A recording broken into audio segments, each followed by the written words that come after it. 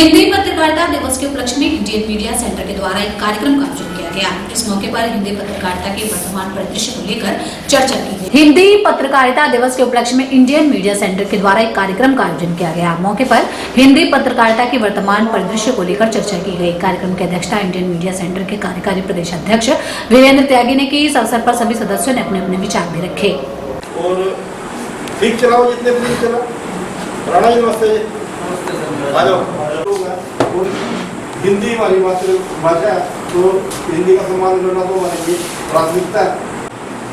गैर जिम्मेवार ऊपर जाके उनके ऊपर भी समस्या करता जा रहा है। राजनीतिक द्वारा काम शुरू करें इससे पहले कि मैं पत्रकारों को इस चीज़ का बोध कराने में कि हाँ हिंदी पत्रकारिता को हम और ऊपर आगे ले जा सकते हैं।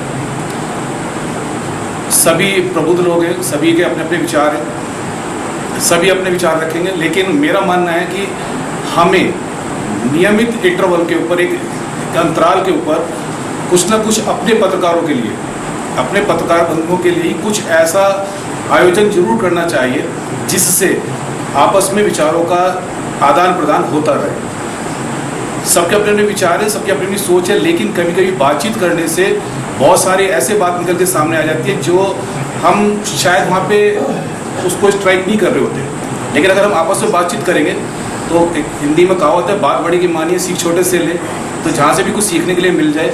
तो मेरा ऐसा विचार है कि कुछ ऐसे आयोजन जरूर होने चाहिए जहाँ पे विचारों का आदान प्रदान जरूर हो, चाहे वो सेमिनार हो, वर्कशॉप्स हो या कोई डिबेट हो, सब्जेक्ट पर्टिकुलर सब्जेक्ट के ऊपर ऐसा जरूर होना चाहिए।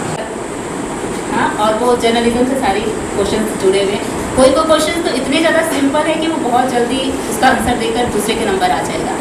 तो ये एक फन गेम मैं करवाना चाहती हूँ, फिर उसके बाद मेरी तरफ से आप लोगों ने कुछ मतलब नहीं था जर्नलिज्म से, मीडिया से कुछ भी मतलब नहीं था, क्योंकि मेरे घर में जितने भी लोग हैं सबकी लाइन अलग अलग है। कोई इंजीनियर है, कोई बैंकर है, लेकिन मेरे घर वालों को कहीं ना कहीं मेरे को देखकर लगता था कि इसको ये लाइन चुननी चाहिए, क्योंकि मेरे घर वाले जानते थे कि ये भी एक लाइन है और मैं नहीं जानती थी कि ये एक लाइन है। और मैं पिछले 1 महीने से लोगों के बीच में जाके काउंसलिंग का काम कर रहा हूँ, सोशल डिस्टेंसिंग का भी, और जज साहब ने मेरी ये स्पेशल ड्यूटी लगाई हुई है।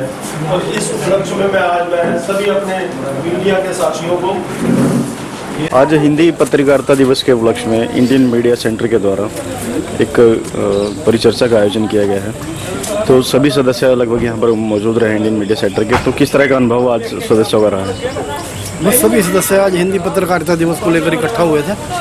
सोशल डिस्टेंसिंग का ध्यान रखा गया, इसीलिए ज़्यादा सदस्यों को भी यहाँ बुलाए नहीं गए, क्योंकि पता ही है आपको, जैसे कोविड-19 महामारी से बचने के लिए सभी को सोशल डिस्टेंसिंग का पालन भी करना है। और हमारे पास इतना स्पेस भी नहीं है, लेकिन जितने सदस्य आए सब ने सोशल डिस्टेंसिंग का पालन किया और पत्रकारिता को लेकर चर्चा की।